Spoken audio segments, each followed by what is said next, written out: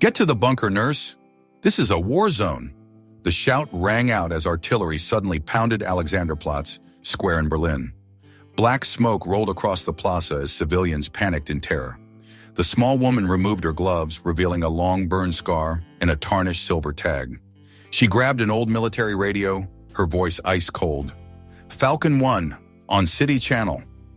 180 civilians in danger, marking targets. Above, an F-22 pilot went silent. Falcon 1?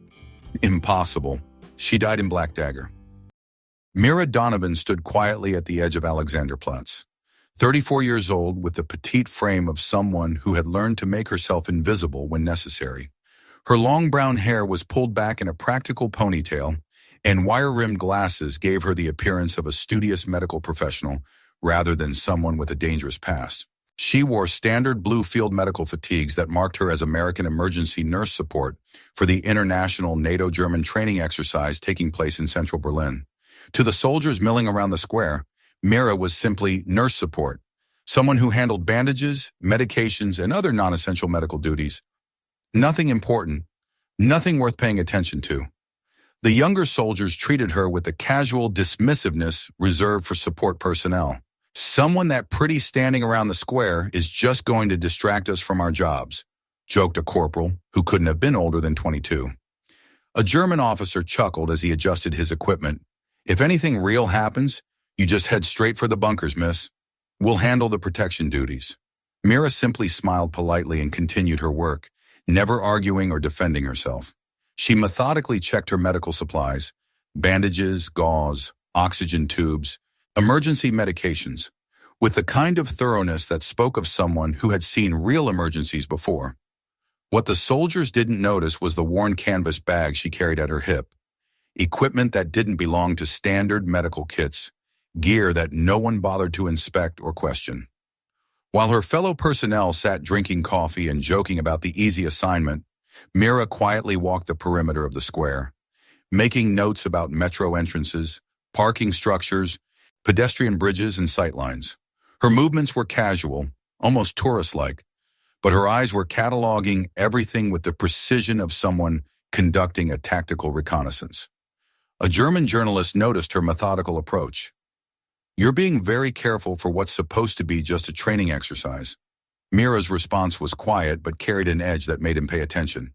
The more realistic the training, the fewer people die when it's real. As she spoke, she caught the distant sound of drone engines, barely audible over the city noise, but unmistakable to someone trained to recognize threats. Her expression darkened for just a moment before she controlled it and continued her work. The journalist didn't catch the significance, but a volunteer aid worker nearby did. "She handed me a helmet and told me to keep the little girl next to me close," the volunteer later recalled. "I didn't understand why at the time."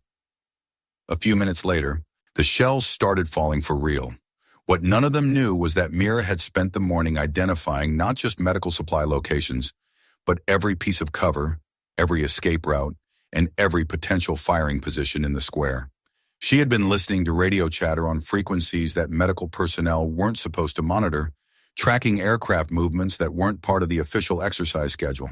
Her canvas bag contained equipment that officially didn't exist. A PRC-152 military radio with batteries wrapped in silver tape, laser designators disguised as medical equipment, and tactical gear that looked like standard first aid supplies to anyone who didn't know what to look for.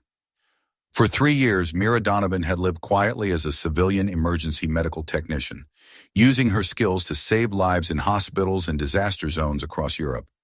She had chosen healing over harm, medicine over warfare, anonymity over recognition. But old instincts die hard, and someone with her background never stopped preparing for the moment when peaceful exercises turned into deadly reality. The silver tag hidden beneath her medical fatigues bore no name, no rank, no official designation, just the outline of a falcon with wings spread wide. Officially, the person who had earned that insignia had died 5 years ago in a classified operation that went wrong. Unofficially, she was about to prove that some ghosts refuse to stay buried when innocent lives are at stake. As afternoon shadows lengthened across Alexanderplatz, Mira continued her quiet preparations, hoping she was being paranoid, but knowing in her gut that she wasn't. The exercise was about to become very real. And when it did, the world would learn that sometimes the most dangerous person in a crisis is the one everyone assumes is helpless. The first explosion shattered the peaceful afternoon without warning, sending glass cascading from the TV tower like deadly rain onto the crowded square below. Real artillery shells, not training rounds, began falling with methodical precision, turning the NATO exercise into an actual battlefield in the heart of Berlin. Civilians who had been watching the military demonstration suddenly found themselves running for their lives, screaming in panic as they tried to reach the safety of the metro stations. Within seconds, the city's modern infrastructure became useless. Cell towers were jammed, GPS systems failed, and emergency communication networks went dark. Berlin transformed from a functioning metropolis into chaos. Mira dropped to her knees beside a wounded child, using a torn banner as a tourniquet to stop arterial bleeding, while maintaining the same calm voice she used in hospital emergency rooms. "Stay with me, sweetheart. You're going to be fine. Just keep looking at my eyes." A military officer spotted her treating civilians in the open square and shouted over the explosions, "Nurse, get to the bunkers immediately. This is now an active combat zone." Mira looked up from her patient with eyes that suddenly seemed much older than 34. "If nobody coordinates the evacuation, your own forces are going to start shooting civilians. I'm staying." The officer started to argue, then saw something in her expression that made him hesitate. There was no fear there, no panic, just the cold assessment of someone who had been in situations like this before. Civil defense radios had lost power, leaving emergency responders without communication. The carefully planned evacuation procedures collapsed as coordination broke down. That's when Mira reached into her canvas bag and pulled out equipment that made several nearby soldiers do double takes. The PRC-152 military radio was old but meticulously maintained, its batteries wrapped in silver tape to prevent corrosion. She switched to the city net frequency first, hoping to reach local emergency services. Static. She hesitated for a moment, then switched to guard frequency, the international emergency channel that every pilot monitored. Falcon 1, on City Channel, 180 civilians in immediate danger, beginning target designation. The frequency went completely silent. Then a voice filled with disbelief. "Falcon 1, that's impossible. You were killed in action during Black Dagger." Mira didn't waste time on explanations. She switched to her command voice, the tone that had once coordinated complex military operations across multiple theaters. "Drop your packs. Able-bodied carry children. Follow the yellow line markers. Do not stop moving." The effect on the panicked civilians was immediate. Without knowing why, they began to organize themselves, moving toward the metro entrances in orderly groups instead of the deadly stampede that had been building.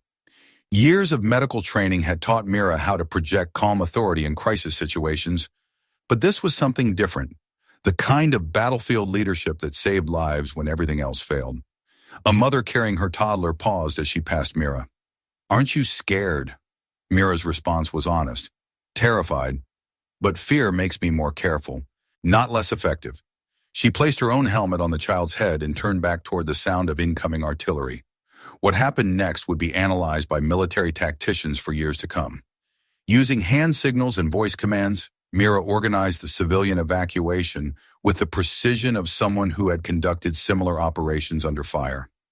She positioned the strongest adults to assist the elderly and injured, established collection points for separated families, and created multiple escape routes to prevent bottlenecks.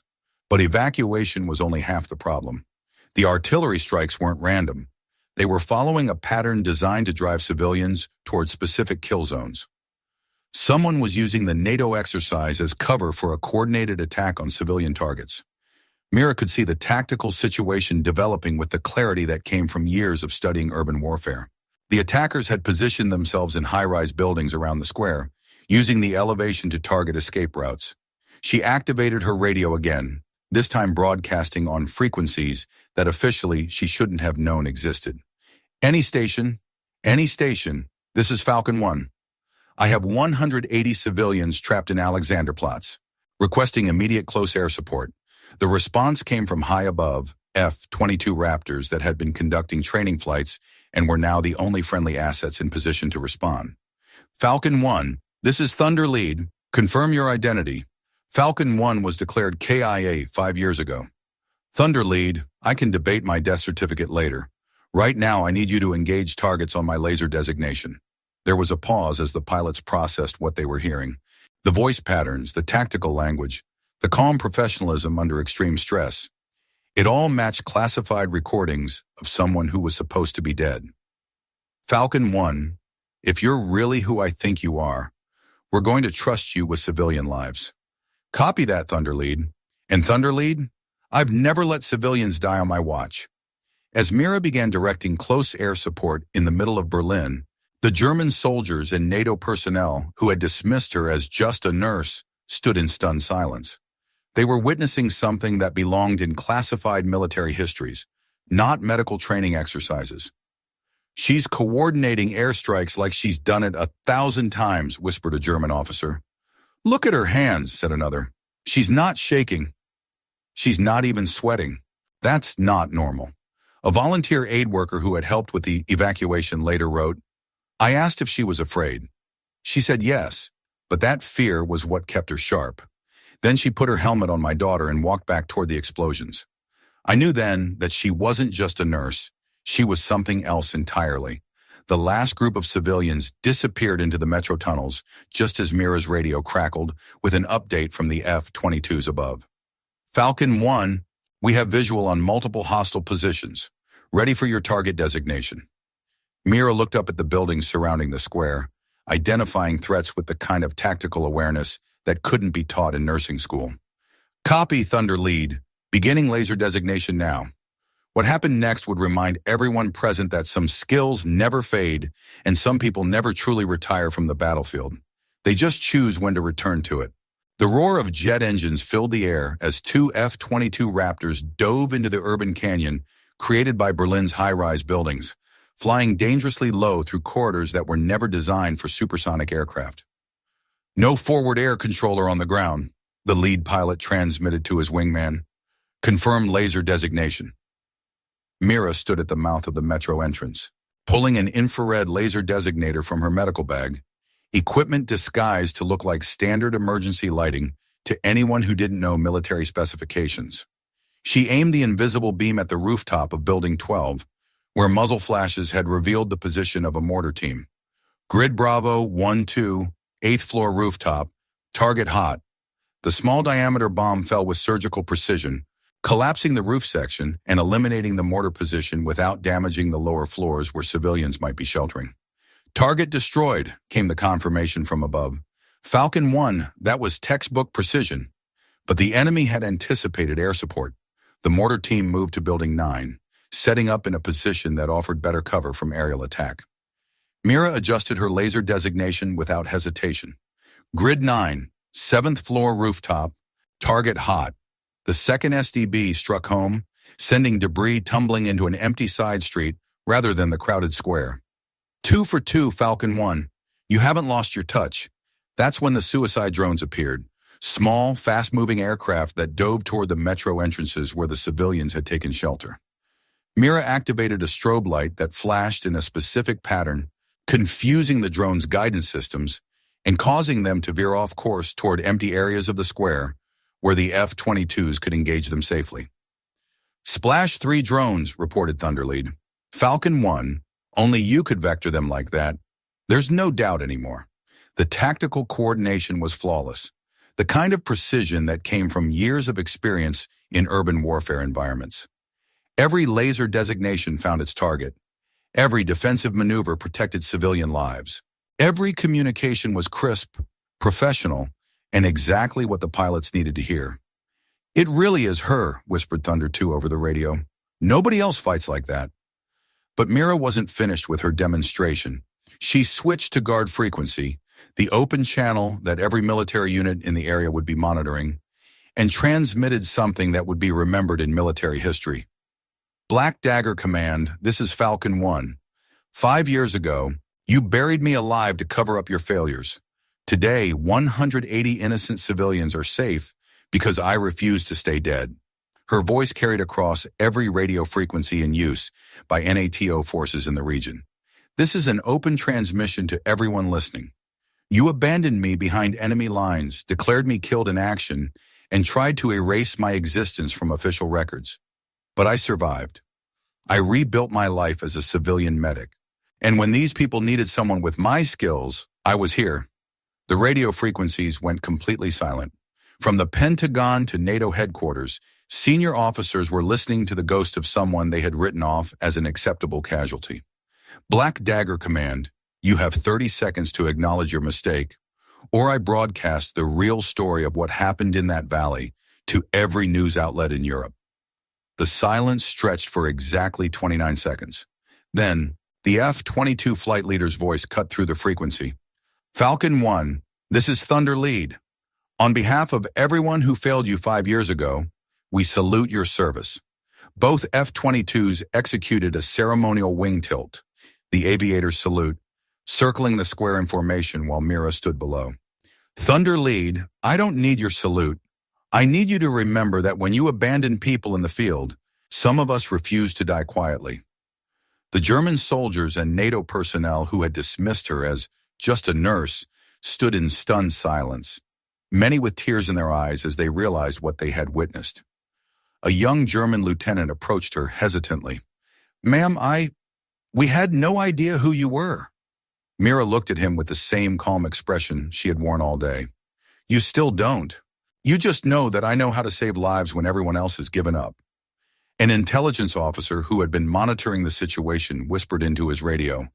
Command, we need to debrief this entire incident. Falcon 1 just conducted a perfect close air support mission using medical equipment as camouflage. But Mira was already walking away, disappearing into the crowd of emergency responders and journalists who were flooding into the square. Wait, called the German officer. We need to get your statement, your identity, You need to make sure those civilians get proper medical attention, Mira interrupted. That's what I'm here for. As she melted back into her role as a medical responder, the soldiers watched in amazement. The woman who had just directed military airstrikes with legendary precision was back to checking pulses and distributing blankets to shell-shocked civilians. Who was she really? Asked a NATO colonel who had witnessed the entire engagement. An intelligence analyst pulled up classified files on his tablet.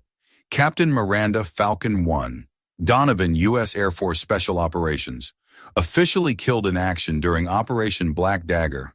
But apparently that was premature. What happened in Black Dagger?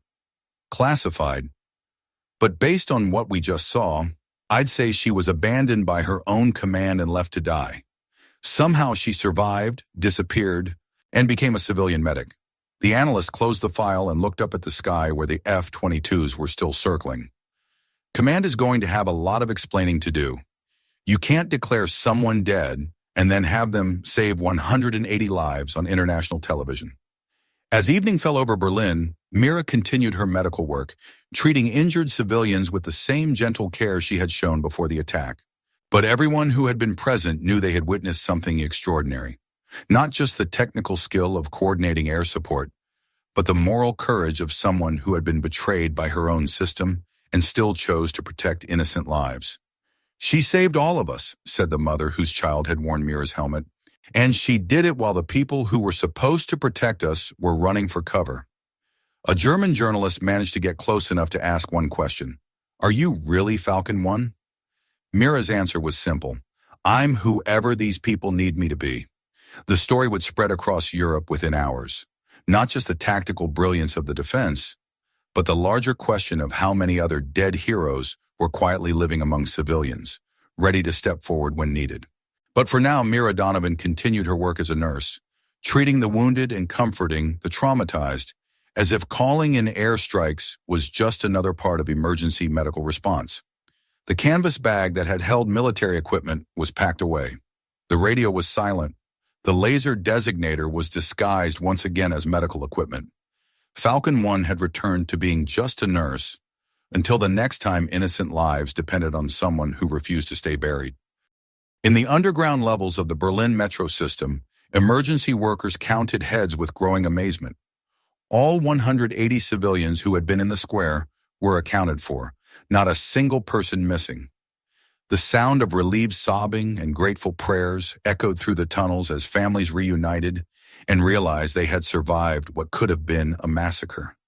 Mira moved through the underground areas with quiet efficiency, checking each person for injuries, distributing oxygen to those having panic attacks, and holding the hands of children who were too frightened to stop shaking. A young boy looked up at her with wide eyes. "You're so small, but you're like steel." An older German officer, who had ordered her to the bunkers earlier, approached with his head bowed. "I was wrong about you. Completely wrong." Mira's response was gentle but carried a lesson that everyone present would remember. The day you underestimate someone who chooses silence over bragging is the day you leave a door wide open to danger. Within hours, German television networks were broadcasting the story with headlines that would be translated into dozens of languages. Unknown nurse coordinates military air support with Special Forces precision.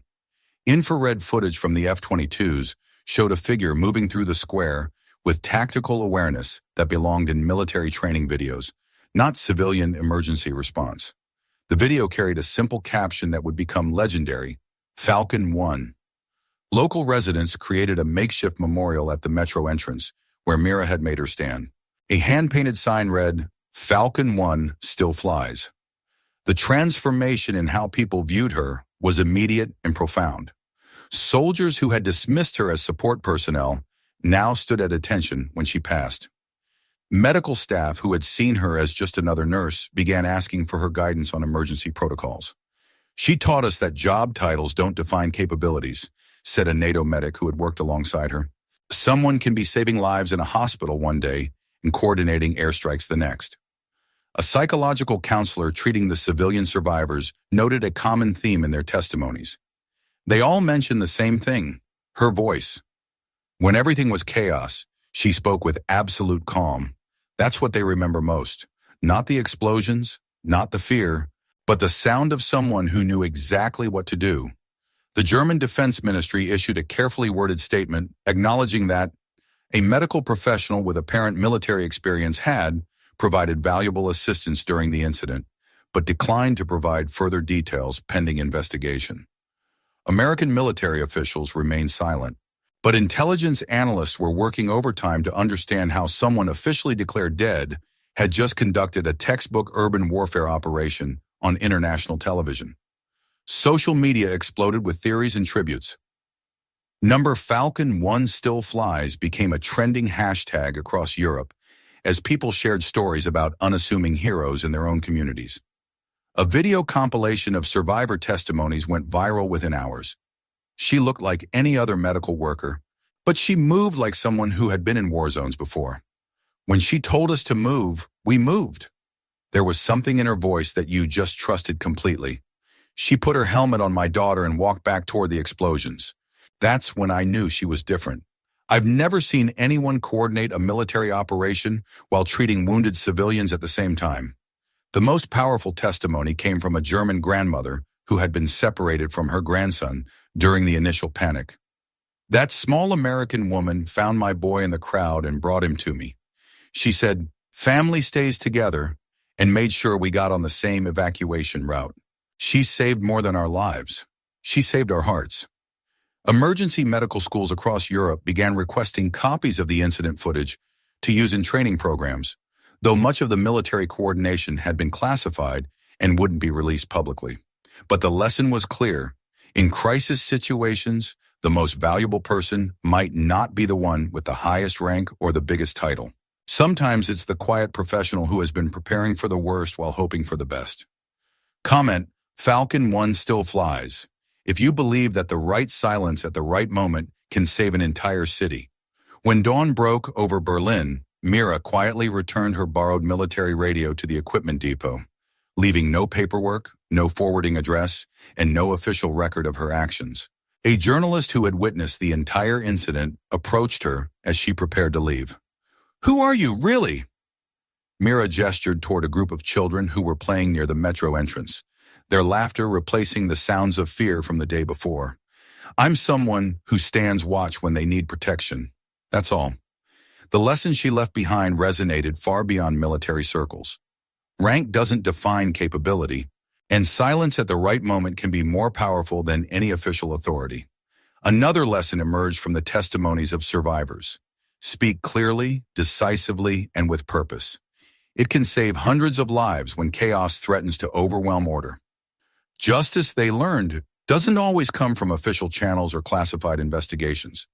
Sometimes it comes from the sky itself, in the form of fighter jets tilting their wings in salute to someone who refused to stay buried.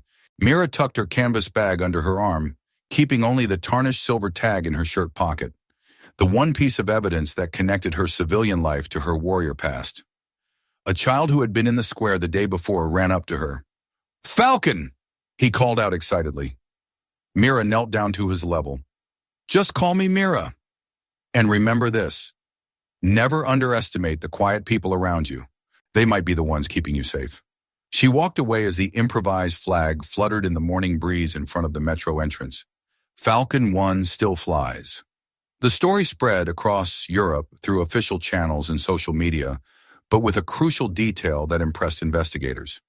Despite having access to classified communication frequencies and military-grade equipment, Mira had used her skills only to protect civilians, never to cause harm. She could have disappeared into the black ops world, noted an intelligence analyst reviewing the incident. Instead, she chose to become a nurse. That tells you everything about her character.